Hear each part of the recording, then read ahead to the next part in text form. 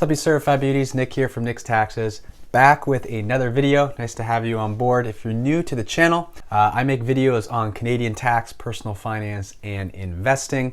So be sure to subscribe. And if you get value out of this video, just ask that you like, and that just helps my videos get more exposure and just really helps with the YouTube algorithm. So I'd appreciate you liking that. In today's video, we're going to be talking about two things regarding the CRA and your taxes for 2020. The first thing being there has been some potential screw-ups in terms of reporting the Cerb on your T-slips, and also there's been some new updates regarding the CRA and their positioning on people who are staying in Canada due to border closures and travel restrictions because of the current health crisis that we're experiencing. So again, welcome to the channel. Thanks so much for tuning in.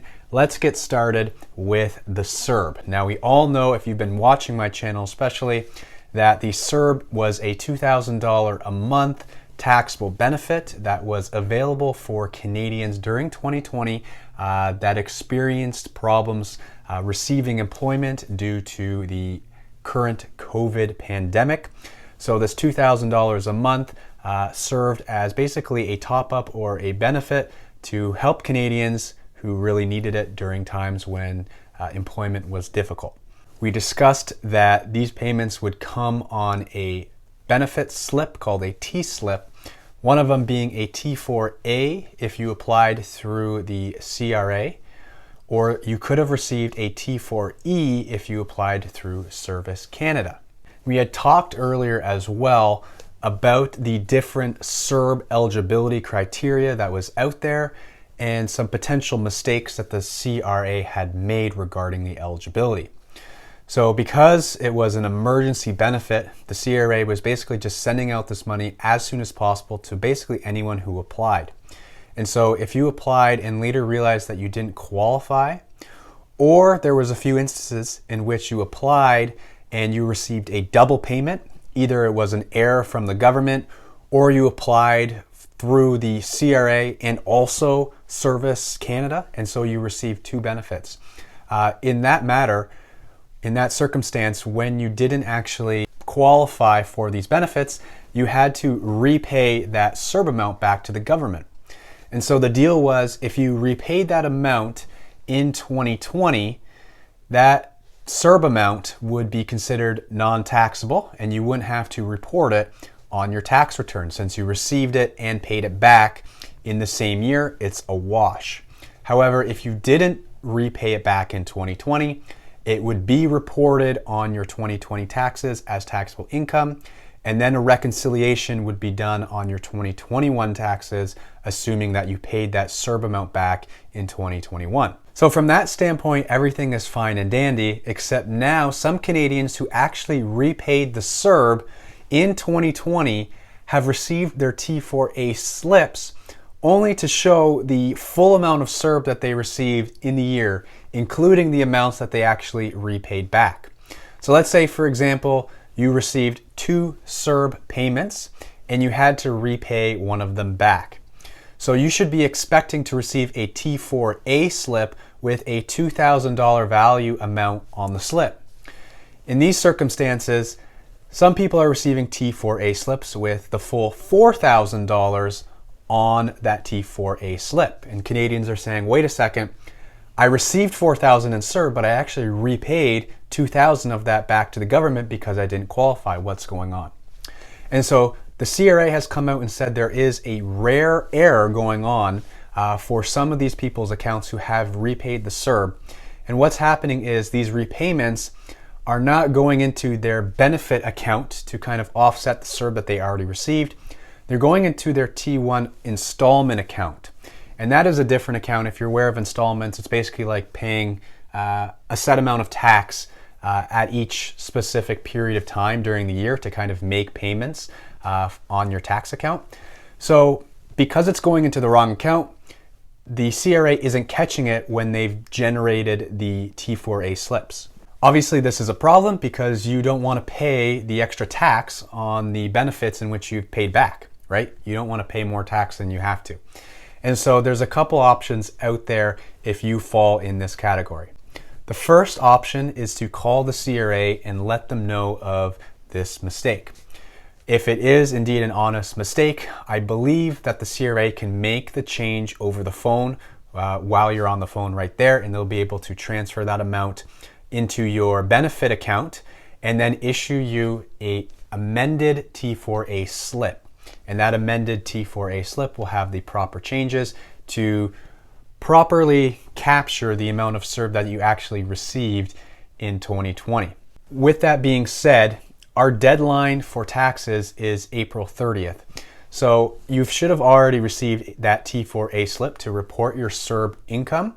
What I'd recommend you doing now is to actually take a look at that Cerb slip and do a quick reconciliation with your own records to make sure that the amount of Cerb is proper to the amount that you actually received minus the amount that you actually paid back to the government. If you notice that there's a mistake, you're best to call the government right away. You don't want to wait until last minute to prepare or to call the government and get this T4A amended.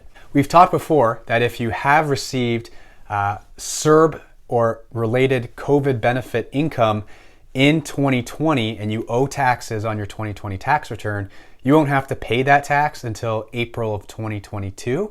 However, the tax return is still due on April 30th of 2021. So while your taxes have an extra year to be paid off, your tax return is still due on the proper due date, and that deferral of payment will only work properly if you if you submit your taxes on time. And again, there's certain income thresholds too for this recovery benefit. So if you want more clarity, check out the CRA website or my previous videos regarding that topic.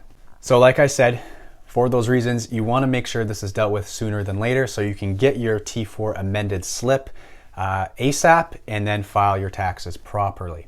If you have waited last minute, the worst case scenario I think would be to file your taxes, report that T4A slip as you believe it should be, and attach a note to your tax return saying this T4A slip is wrong. I actually repaid X amount of Cerb back to the government in 2020. Therefore, I'm reporting this amount of Cerb income on my 2020 taxes. With that being said, obviously, if you're attaching a note to the tax return, you won't be able to electronically file or use a net file. You'll have to choose the paper option and mail in the tax return. Lastly, as well, if you have made a repayment back to the government, you definitely want to check that that payment has been cashed by the CRA to ensure that they actually received it and accepted that money back. So that is the issue regarding our rare Cerb error and our T4A slips. So definitely take note of that. The next thing I want to mention is some updated news that the CRA released this week regarding residency and regarding people being trapped due to travel restrictions.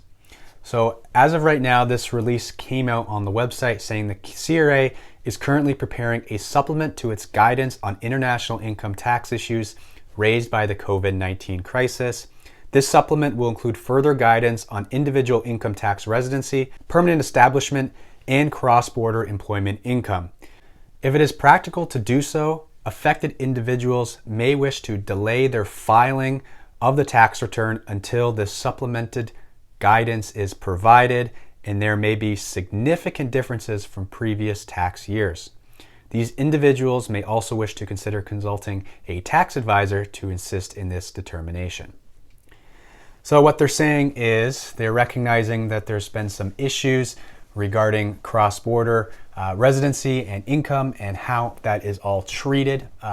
The specifics they mention is the US and Canada. They said if it's available to do so, they suggest delaying the filing of the US and Canadian tax returns. So I believe this is going to focus mainly on the US-Canada tax treaty. So if possible, they suggest holding off on your tax return. Again, we have till the end of April to file, so we still have over a month to prepare the tax return, but it sounds like there may be some major changes coming to our treaty and to how Canada is going to view certain rules and regulations regarding income, permanent establishments, and more because of COVID. So as of right now, Canada has a rule in place here saying that if you've been physically present in Canada for over 183 days in the current calendar year, you meet the presence test and therefore are a resident of Canada. Now, they're recognizing that some people may have exceeded that 183 days, but only because they were stuck in Canada due to the travel restrictions.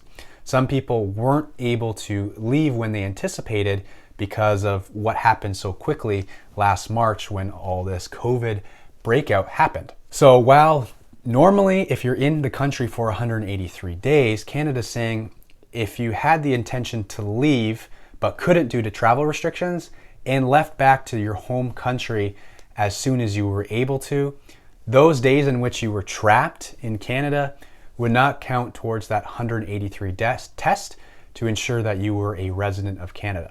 So that obviously has huge tax implications for the individual going forward, especially if they are a resident of the other country as well.